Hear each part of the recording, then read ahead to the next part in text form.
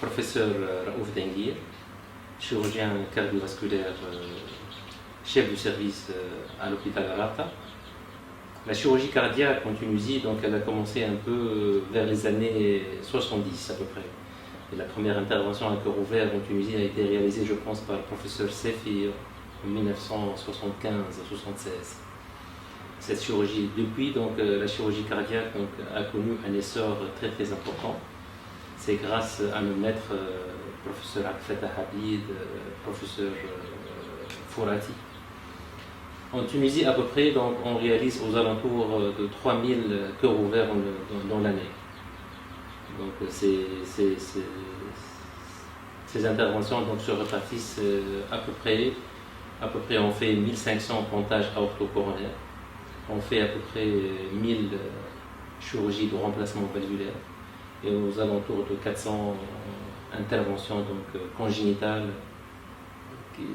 pas tous donc, sous circulation extracorporelle. À peu près 70% ça se passe sous circulation extracorporelle et à peu près 30% des cardiopathies congénitales.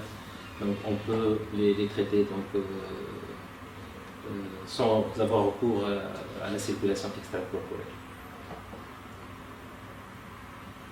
Ça c'est en général. Le pontage aorto-coronaire, c'est une chirurgie de revascularisation myocardique. Elle s'adresse aux patients. Généralement, ce sont des patients qui sont diabétiques, ce sont des patients qui sont tabagiques. C'est des patients athéroscléreux. Donc, ils développent de l'athérosclérose au niveau des artères coronaires.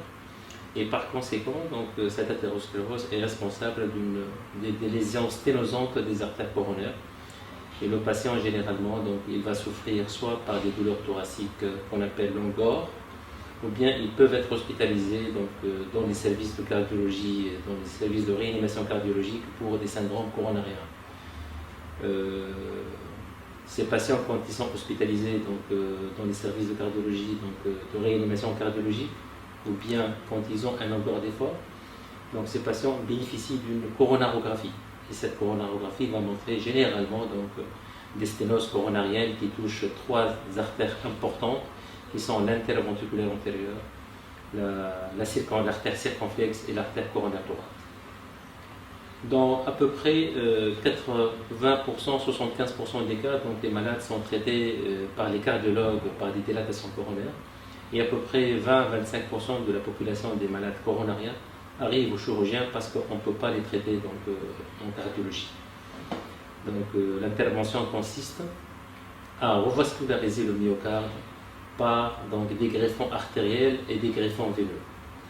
Donc généralement on utilise l'artère mammaire interne qu'on prélève au niveau de la face interne du sternum pour l'implanter sur l'artère la plus importante, c'est l'artère interventriculaire antérieure, ou bien on l'appelle encore IVA.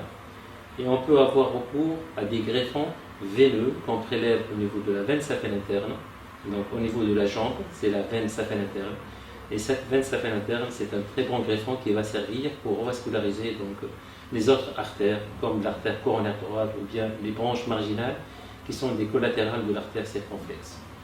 L'intervention, ça se passe donc 99% sous circulation extracorporelle. Et par conséquent, donc, c'est une intervention qui nécessite une réanimation assez importante pendant 48 à 72 heures. Donc c'est une réanimation qui est lourde. Et puis le patient, donc, il sera donc, déchargé de la réanimation au bout de 3 jours. C'est une intervention quand les conditions sont très bonnes, elle a un très bon pronostic. La mortalité est alentour de 1 à 2%. Et dans certaines situations, quand il y a des défaillances ventriculaires gauche, donc la morbimortalité, donc elle est un peu plus importante, aux alentours de 5 à 10%. Bien sûr, les patients, quand ils quittent la clinique, ils seront suivis de façon régulière par leur cardiologue. Et par conséquent, donc, ils doivent suivre donc, un suivi très régulier, très rapproché, sous traitement médical. Et ces patients bénéficient généralement d'un contrôle régulier tous les 3 à 6 mois. Donc, ils bénéficieront donc d'une échographie cardiaque pour évaluer la fonction ventriculaire gauche, d'un électrocardiogramme. Et bien sûr, le traitement qu'on a prescrit dès leur sortie donc, sera prescrit de façon continue tout le long de leur vie. Je suis docteur Fekr Ardira, je suis chirurgien cardiovasculaire, professeur agrégé à la faculté de médecine de Tunis et j'exerce à l'hôpital La Rabta. C'est des malformations congénitales qui touchent le cœur et les gros vaisseaux, en particulier l'aorte. C'est des pathologies qui sont assez fréquentes et leur caractéristique c'est que le seul traitement qu'on peut proposer à ces malformations c'est la chirurgie. Il n'y a pas de traitement médical. Bon, il y a quelques cas de tout ce qui est gestes de cardiologie interventionnelle, mais dans la majorité des cas, dans plus que 95% des cas, c'est le traitement chirurgical. Le traitement chirurgical, il est proposé aux patients dès la naissance, chez le nouveau-né, et ça peut aller jusqu'à l'âge adulte parce que une fois opéré, on peut garder des lésions résiduelles et qui peuvent évoluer avec le temps, qui peuvent nécessiter d'autres gestes chirurgicaux, même à l'âge adulte. Donc en Tunisie, on opère à peu près 400 cardiopathies congénitales par an entre les centres hospitaliers publics et les centres privés. Les interventions sur les cardiopathies congénitales sont soit des interventions à cœur fermé ne nécessitant pas la circulation extracorporelle, soit les réparations généralement sous circulation extracorporelle. Donc comme on l'a dit, ça peut commencer dès la naissance. Il y a des malformations qui sont mal tolérées dès la naissance et qui nécessitent des interventions chez le nouveau-né. La particularité, c'est que ces interventions sont proposées à des patients d'un âge et d'un poids très faible et donc qui sont vulnérables. En Tunisie, ça a commencé depuis, disons, la fin des années 80, début des années 90, donc ça progresse doucement. On traite à peu près, on peut dire, plus que 90% des cardiopathies congénitales. Aujourd'hui, nous avons traité à 65 ans. C'est un patient âgé de 65 ans, donc il est diabétique, il est dyslipidémique, il est tabagique. Donc il a été hospitalisé en cardiologie donc, pour une insuffisance coronaire. Et le bilan coronarographique a montré des lésions coronaires très sévères qui ont touché l'interventriculaire antérieur, l'artère circonflexe et l'artère coronaire droite. Ces lésions constituent une indication opératoire à la revascularisation myocardique. Donc ce patient, on l'a opéré aujourd'hui. On lui a fait réaliser une revascularisation myocardique par 3 pontages aortocoronaires sous circulation extracorporelle avec pompage aortique. Nous avons réalisé un pontage artériel de l'artère mammaire interne sur l'artère interventriculaire antérieure. Et nous avons réalisé 2 pontages par greffon veineux prélevés au niveau de la jambe droite du patient, un sur une importante marginale et le deuxième sur une importante diagonale. Donc l'intervention ça s'est passé avec beaucoup de succès. On a pu arrêter la circulation extracorporelle sans aucun problème, moyennant des petites doses d'inotropes et de drogues vasoactives. Et maintenant le patient a été fermé et il est acheminé en réanimation. Il sera géré par l'équipe d'anesthésie-réanimation. La chirurgie du pontage aortocoronaire, c'est une chirurgie de pointe. Et par conséquent, sa maîtrise et la bonne gestion de l'intervention nécessite obligatoirement une équipe chirurgicale avec 2 chirurgiens seniors pour pouvoir réussir le geste. parce que c'est une chirurgie qui consiste à réaliser donc, des anastomoses sur des artères de tout petit calibre, de 1 mm, de 2 mm, et par conséquent, donc, ça mérite beaucoup de concentration, beaucoup de savoir-faire, et surtout donc, une maîtrise de la technique. Donc ça impose la présence de 2 chirurgiens au niveau du champ opératoire. En plus, c'est une chirurgie à haut risque. Et par conséquent, donc, sa gestion dans le périopératoire, c'est-à-dire en préopératoire, en péropératoire et en post-opératoire, elle nécessite donc la présence d'un anesthésiste senior, et donc au bloc opératoire, mais aussi en réanimation. Et dans notre structure, donc, les malades, quand ils sont donc, adressés en réanimation, le suivi périopératoire immédiat, la veille, le jour de l'intervention, et les jours qui suivent donc, imposent la présence d'un médecin anesthésiste réanimateur donc, senior, avec l'équipe des paramédicaux qui sont rodés dans cette spécialité. Donc en fait, je fais les deux. Je fais la chirurgie cardiaque adulte et la chirurgie cardiaque pédiatrique.